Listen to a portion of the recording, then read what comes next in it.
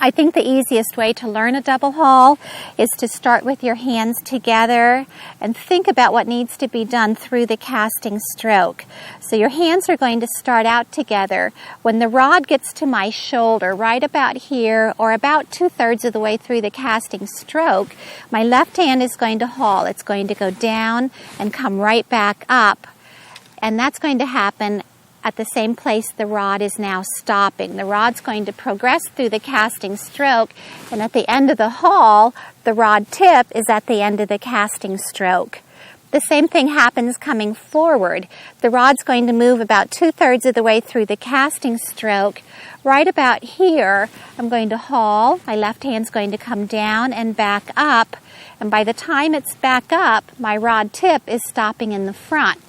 So the forward haul looks like this. Down, up, we're at the end of our casting stroke. So as you go back and forth, that's all that you need to practice. Down, up here at the end of the back cast. Down, up here at the end of the forward cast. Here on the back.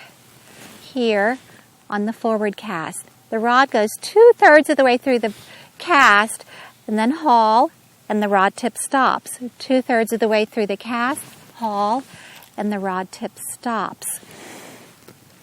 The reason we're letting the rod travel through so much of the casting stroke before we start the haul is that the only place the rod loads or bends or flexes is at the very end of the stroke, in the back and again in the front, at the end of the forward cast. And it has to be at that precise moment when the rod is loading that you're incorporating the haul in order for the rod to help with the cast, in order for the haul to do us any good. If we start the haul as soon as we start the cast, we can make it, we can incorporate it, and it may even feel good to us, but we've wasted most of that haul by spreading it out over the entire casting stroke instead of hanging on to it and putting it right at the very end where it's going to do us the most good.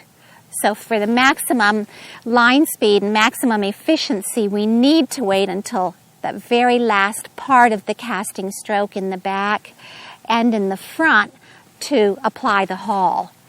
What we're talking about when we say rod load is simply the bend or the flex at the end of the rod. It happens at the end of the forward cast when the rod stops in front of us, and it happens at the end of the back cast when the rod stops behind us. As the rod travels through the casting stroke, you can watch the rod load.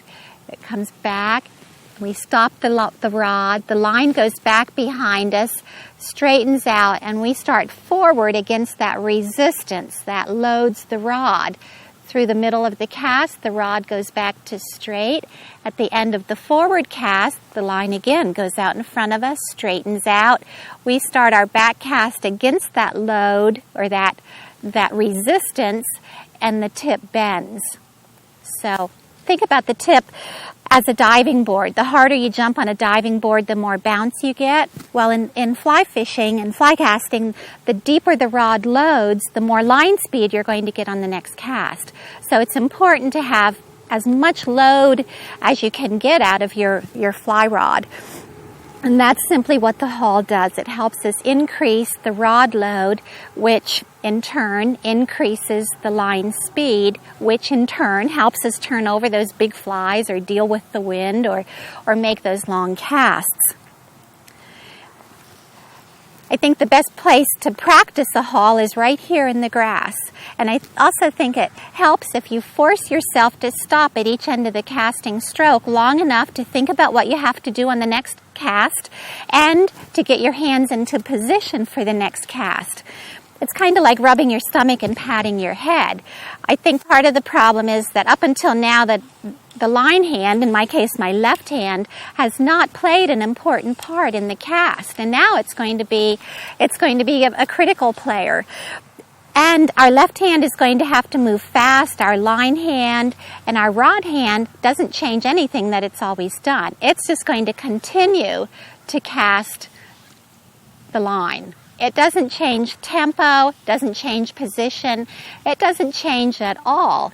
All of the change takes place with our line hand here and here. here, and here. And just because our left hand moves fast and our right hand doesn't, that's enough to confuse us for a little bit. So by stopping at each end of the casting stroke, it's going to help us wrap our head around what we have to do on the next cast. So we're going to start with our hands together. 2/3 of the way through the cast, we're going to haul and end up with our hands together and our rod tip stopped at the back end of the back cast. Coming forward, the same thing in reverse. We're going to start with our hands together. The rod's going to travel through 2/3 of the casting stroke and then haul and end up together. 2/3, haul, end up together. 2/3, haul, end up together. And that's all it is, but that's going to take a little practice. And the more you practice it, the smoother it's going to get. And pretty soon you won't have to let it come down on the grass at the end of every cast. Pretty soon your hands will be in position. You'll know what you have to do. And then you'll find that you're up in the air, you're double hauling, and it's getting easier with every haul that you make. And that's double haul.